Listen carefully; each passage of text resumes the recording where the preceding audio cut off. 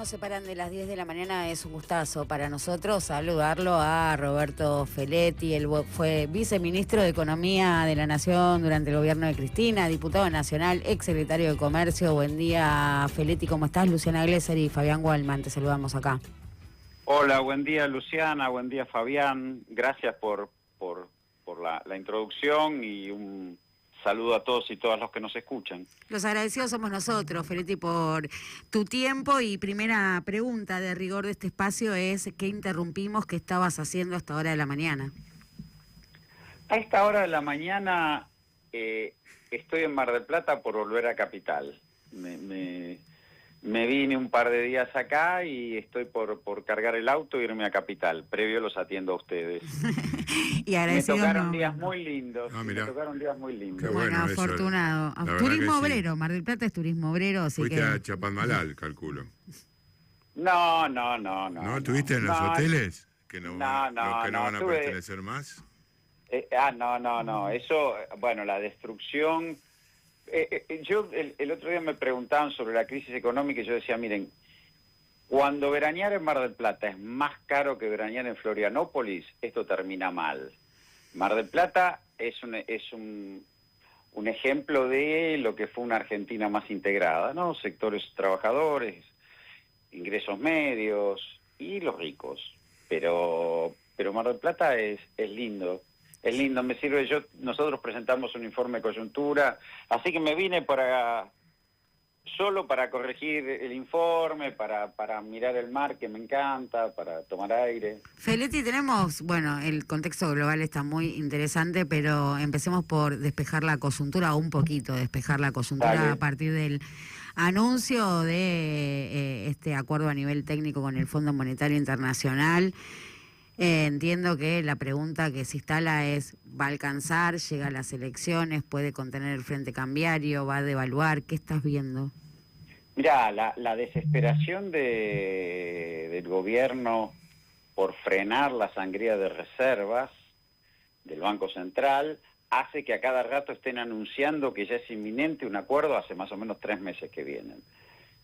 Hasta ahora el único interrogante que pareciera despejado, porque todavía no hay nada oficial, hasta que el BOR no lo apruebe, pero que pareciera despejado, es que van a ser 20.000 millones de dólares. El segundo punto que uno puede inferir, que una parte sustancial de esos 20.000 millones de dólares van a ser tramos de desembolso escalonado para pagar los propios vencimientos del fondo. Es decir, como que el fondo le está concediendo una refinanciación del préstamo original de Macri, negociado después por el gobierno del Frente de Todos, y como el gobierno nacional no puede afrontar esos vencimientos, bueno, le concedería una suerte de refinanciación, el grueso de esos 20.000 millones de dólares. O sea, el interrogante es cuántos fondos frescos, cuántos fondos realmente nuevos ingresan a la Argentina para afrontar una política cambiaria distinta. Eso por un lado, es decir, el quantum.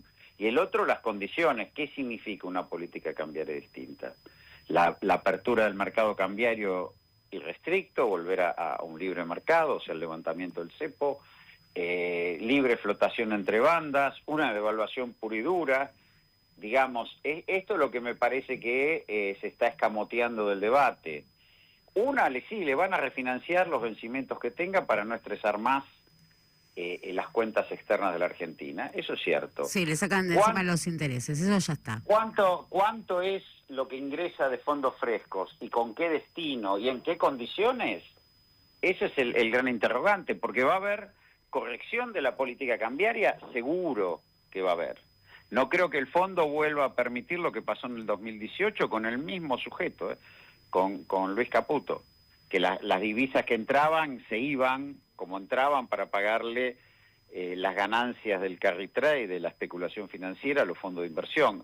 No creo que vuelvan a cometer el mismo error que costó varias cabezas en el fondo en ese momento. ¿Lo puede firmar eso, Roberto?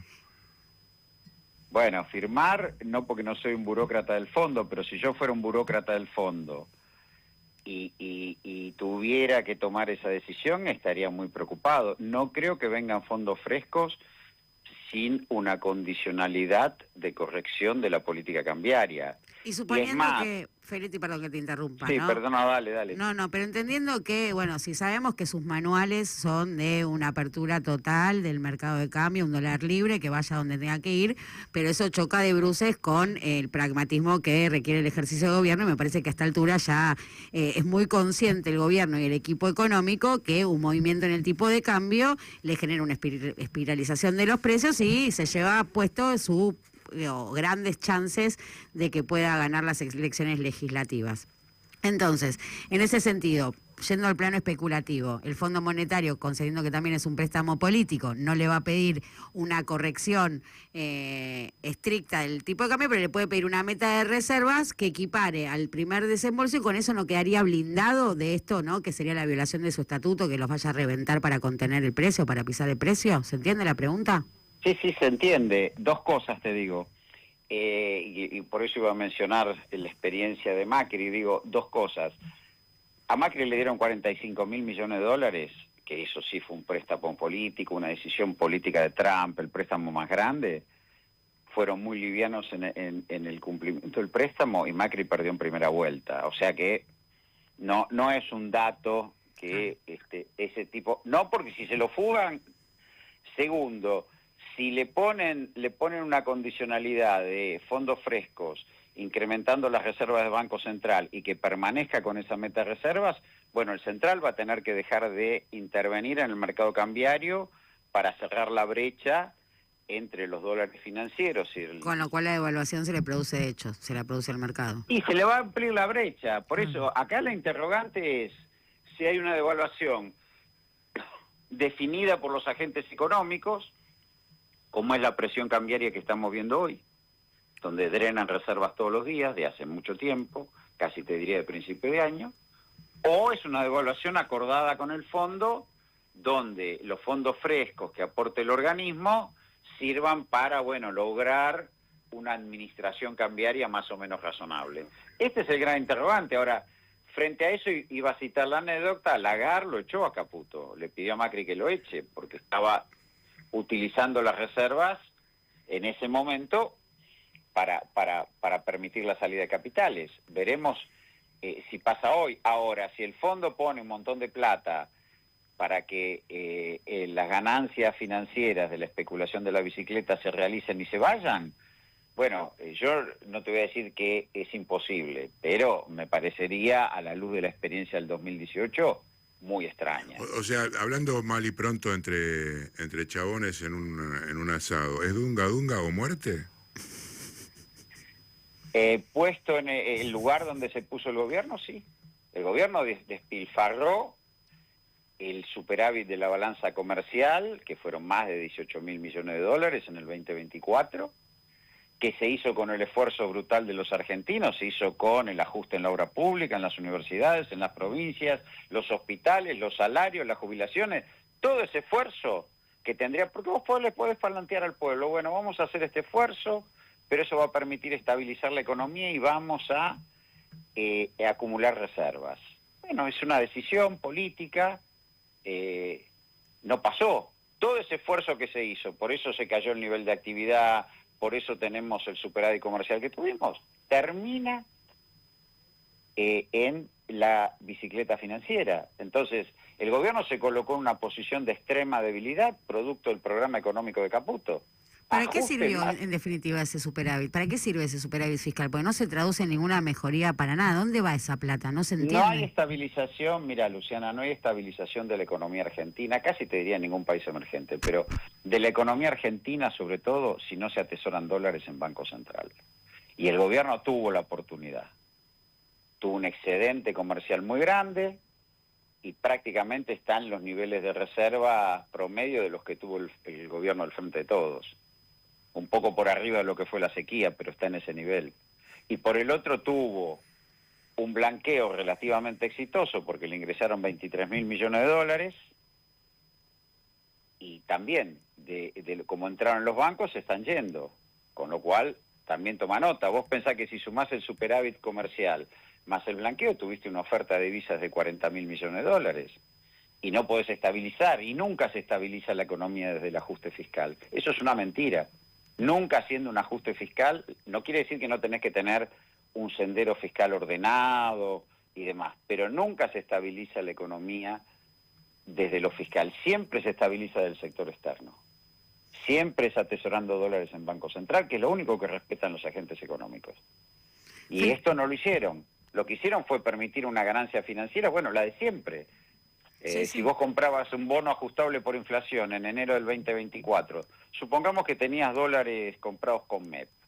Bueno, deshacías esa posición de dólares, comprabas un Bonser 26, creo.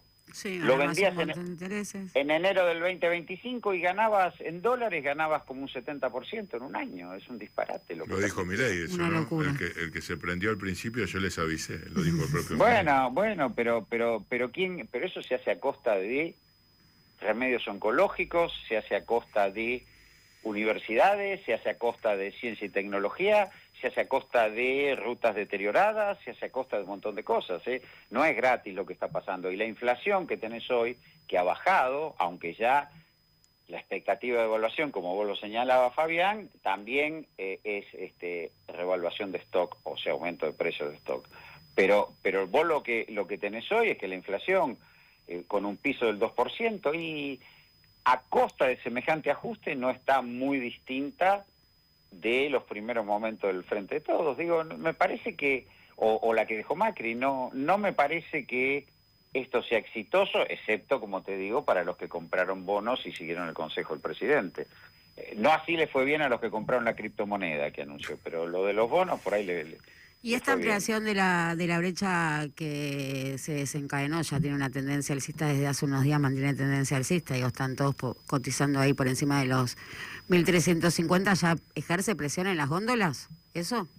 Sí, eso están diciendo los consultores privados. Veremos qué dice el INDEC, pero los consultores privados están especulando con una inflación que se acerca al 3%, para marzo, están diciendo de caídas de consumo importantes. Sí, consumo masivo no repuntó nunca, ¿no? En la recuperación. Bueno, pero es muy lógico, y más con la gimnasia de la Argentina, que si vos tenés un stock de mercadería, cualquiera sea ella, o tenés que producir, y vos tenés valuado ese stock, supongamos, a un tipo de cambio de 1.300 pesos, ponele, sí, y vos tenés una expectativa de evaluación, y lo vas a llevar, y por las dudas lo vas a llevar a 1.700, 1.600, digo, esto es normal, porque vos después decís, yo vendo el stock, ¿y a qué precio lo repongo? Y si en el medio cae la devaluación, y yo me quedé sin capital de trabajo, esta especulación la hacen desde a un polirrubro hasta una gran empresa industrial, digo, no es extraño esta discusión. Bueno, como secretario de Comercio tuviste un acercamiento Bueno, muy claro con el componente inercial, ¿no? Se llama la indexación, para algunos es cobertura de quienes pueden formar precios, ¿no? Más que inerciales, bueno, yo me cubro porque puedo formar precios. Por las dudas. Por las dudas. ¿Cómo se desarma? Digo, pareciera no poder desarmarse en la subjetividad de la dinámica económica argentina. Me parece que tiene que haber un conjunto de políticas coordinadas de macro y micro. Como macro, como te decía, vos tenés que tener, para hacerlo simple y que todos nos entiendan, muchos dólares acumulados en Banco Central y aprovechar las oportunidades del mundo. Y eso en la macro, con un sendero fiscal ordenado, tampoco es que hacemos un sendero fiscal ordenado.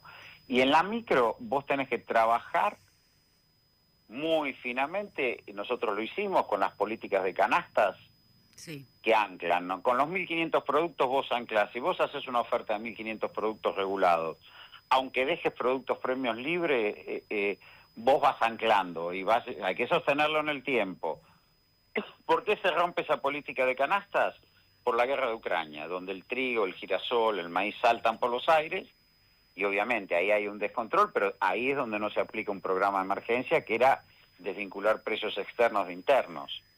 Pero si vos medías febrero del 2022, datos objetivos, sí. La inflación núcleo de febrero del 2022 te daba proyectada 38%. O sea que la política de anclaje de canastas en los cortes de carne, en la canasta de frutas y verduras y en los 1.500 productos procesados había dado un fruto en aparear política de ingresos con política de precios. De hecho, baja la indigencia y mejora el coeficiente Gini en ese último trimestre del 2021. La guerra dispara un escenario nuevo y ahí, bueno, por eso yo también acuerdo mi salida del gobierno, porque no había muchas herramientas para restablecer la regulación de precios. Sí, no había la voluntad política para desacoplar los precios internacionales de los precios Y locales. bueno, eso implicaba, ¿no?, derechos de exportación, eso implicaba cupos. Retenciones, una palabra muy temida por la casta política. Pero mira, en tiempos de Cristina en el 2015, yo lo llevé en su momento al gobierno, ¿no?, en la discusión en el gabinete económico, las retenciones al girasol eran 28%. En el gobierno del Frente de Todos eran 7%. Fíjate cómo había caído. Macri produce un hecho inédito, que es devaluar y bajar retenciones. Y eso nunca se... Claro. Y eso nunca se recompuso. Ahora, ¿por qué vos no podías subir la retención del girasol en un escenario grave, como era un escenario de crisis internacional provocado por una guerra donde Ucrania es el principal productor de girasol? ¿Por qué no podías subirla, que era el facultad que tenía el gobierno, del 7 al 15%? Por eso estamos hoy acá, ¿no? Bueno, ahí hay una ruptura histórica. Macri produce una ruptura histórica que ni siquiera Martínez de Oz, que quiso, y supongo que ahí dentro de la dictadura habrá habido frenos, que es acercar los precios de los alimentos al precio internacional. ¿Cómo lo logra? La primera medida de gobierno que toma Macri es devaluar 50%, si mal no recuerdo, y bajar retenciones. Sí. Entonces te coloca los precios de los alimentos en línea con el mundo, con los precios internacionales, y nunca más desde ese entonces pudimos restablecer ese desacople. Insisto, yo hablo de mi gestión, porque si no alguien con todo derecho me dice, ¿vos qué hiciste? Bueno, nosotros aplicamos una política de canastas que funcionó hasta la guerra. Y en la guerra era necesario ese desacople, pero bueno, no se produjo. Reponemos ante la audiencia que estamos hablando con Roberto Feletti. Él fue viceministro de Economía de la Nación, ex secretario de Comercio, el cargo más reciente durante el gobierno de Alberto y de Cristina, y también diputado nacional. Yendo al contexto global, ¿es una oportunidad o es un viento de frente para la Argentina, una tormenta? Como se colocó el gobierno, es un viento de frente fuerte. Digamos, la afinidad ideológica con Trump le hace al gobierno perder de vista que Trump lo que procura es resolver justamente los desequilibrios de Estados Unidos, que han hecho poner en tela de juicio al dólar como moneda de reserva internacional. Lo que Trump hace es, por un lado, sostener con cuidado una tasa de interés que permita financiar el presupuesto. Por el otro, una política proteccionista de aranceles masivos que trate de cerrar la brecha comercial.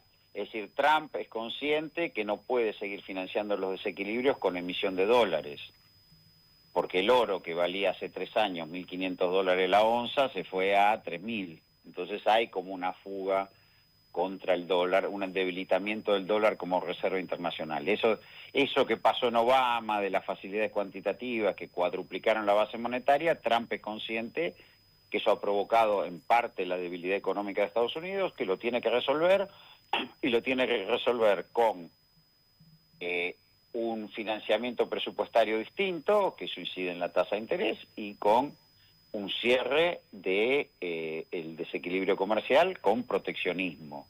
Eso significa para la Argentina menos dólares financieros por el lado de una tasa de interés sostenida en Estados Unidos y menos dólares comerciales por el poder de compra de Estados Unidos hacia la Argentina. 2 problemas. Y el tercer punto de la política económica de Trump es el abandono del multilateralismo, la búsqueda de acuerdos bilaterales que induzcan a una baja de los precios internacionales de los commodities, sobre todo energía y alimentos. Lo que vendemos nosotros. Esa es la discusión con Putin. Y lo que vendemos nosotros. Bueno, entonces vos tenés todo mal. Digo, tenés un viento. Vos tenés menos dólares comerciales porque hay menos poder de compra de Estados Unidos o es más caro. Menos dólares financieros porque hay un vuelo a la calidad en tanto en cuanto Estados Unidos trate de defender el dólar con la tasa de interés. Y caída de los precios internacionales. Y bueno, y encima no acumulaste reservas. Entonces la suerte del gobierno, volvemos, depende hoy del Fondo Monetario Internacional. Feletti, por último, ¿sos de los que cree que los aranceles Donald Trump rompe la arquitectura financiera occidental de Bretton Woods hasta parte tal como la conocíamos hasta hoy? Sí, yo creo que él va encaminado a destruir un esquema de globalización que ha concluido hasta ahora con el deterioro del dólar como moneda de reserva internacional. Justamente el saldo de Bretton Woods fue la instalación paulatina del dólar como moneda de reserva internacional. Entonces él lo que se da cuenta, que fue lo que pasó con la salida de la crisis del 2008, que la emisión masiva de dólares, la emergencia de potencias como China, la reconstitución del poder militar y en parte económico de Rusia, la autonomía que alcanzó Brasil, bueno, lo colocan en un lugar de jaque a esa capacidad de Estados Unidos de financiar sus desequilibrios. Entonces lo que procura es, por un lado, cerrar el continente en favor de articular a Estados Unidos con el continente de un modo de equilibrio autocentrado o autonómico. Y por el otro, buscar acuerdos bilaterales. Sí, efectivamente, está en una situación como la que planteó el Imperio Británico en la década del 30 en la Conferencia Imperial de Ottawa, que trató de cerrar el imperio en torno a la Libre y la zona de influencia de la Libre y comerciar en esa esfera de influencia, que también Argentina, y se equivoca, iba corriendo a insertarse con el pacto Roca-Runciman en el imperio. Bueno, yo creo que sí, que Trump efectivamente ha desarmado los acuerdos de la Segunda Guerra Mundial, sí. Feletti, muchísimas gracias por este intercambio tan enriquecedor, una charla muy enriquecedora. Muchísimas gracias. No, gracias a ustedes por el contacto. Gracias. Un abrazo. Pasaba Roberto Feletti, como decíamos, viceministro de